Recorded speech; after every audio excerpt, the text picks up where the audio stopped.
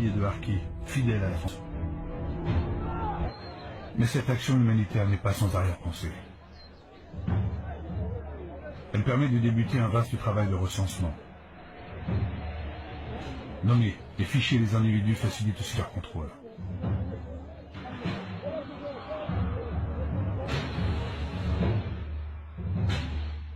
Dans ces villages, les militaires vont armer des bénévoles. Ce sont les groupes d'autodéfense. Chaque volontaire reçoit un fusil. Un simple fusil de chasse. Un fusil et une mission. Interdire toute approche des maquisards de l'ALN. Mais ce village, c'est encore un coin de France. Et comme dans toutes les guerres, l'étendard doit être levé.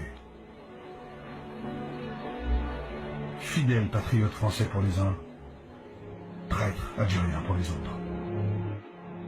Les hommes de cette armée improbable, et pourtant si fiers, s'engagent sans le savoir vers leur tragique destin. La deuxième zone créée par les militaires est la zone de pacification.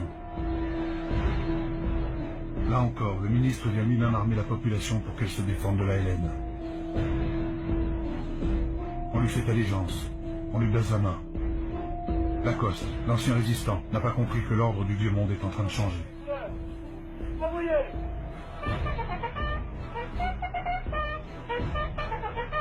Les Algériens, originaires de Mélouza, rejoignent leur pays. Certains choisissent de s'engager dans les sections de harkis de l'armée française.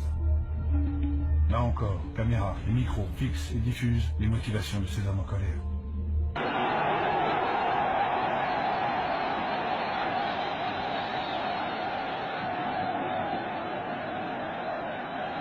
Je vous ai compris.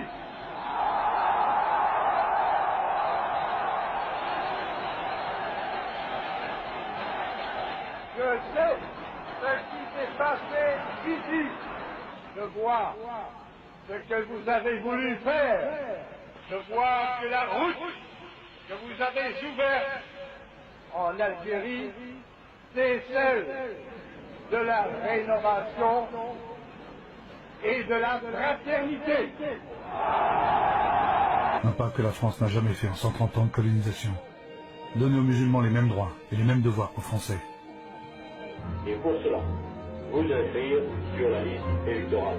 Or, il s'agit bien d'approuver une nouvelle constitution pour la France. Et elle va donner au président de la République d'immenses pouvoirs.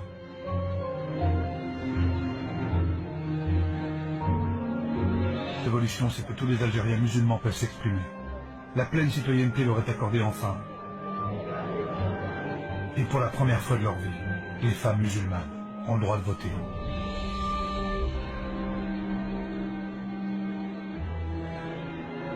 Alors malgré les pressions du FLN qui dénoncent le référendum, cet appel au dialogue avec le FLN a jeté le trouble chez les Français. De Gaulle veut concrétiser la paix des braves. Pour cela, il ordonne la libération de 7000 prisonniers du FLN. Et le meilleur chasseur de Français de souche nord-africaine.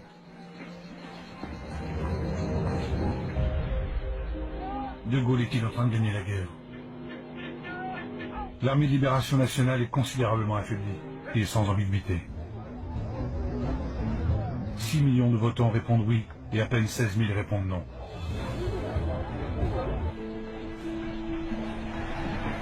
Certains officiers vont réussir à évacuer vers la France les harkis et leurs familles.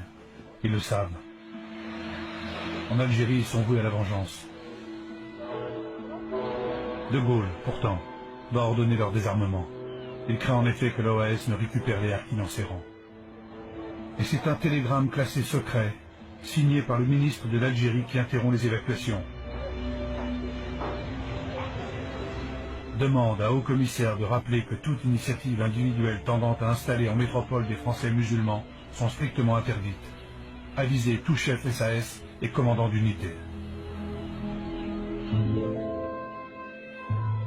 Après l'indépendance, des dizaines de milliers de harkis vont être massacrés par le FLN, qui les considère comme des traîtres. C'est l'une des profondes et douloureuses cicatrices de cette guerre qui s'achève.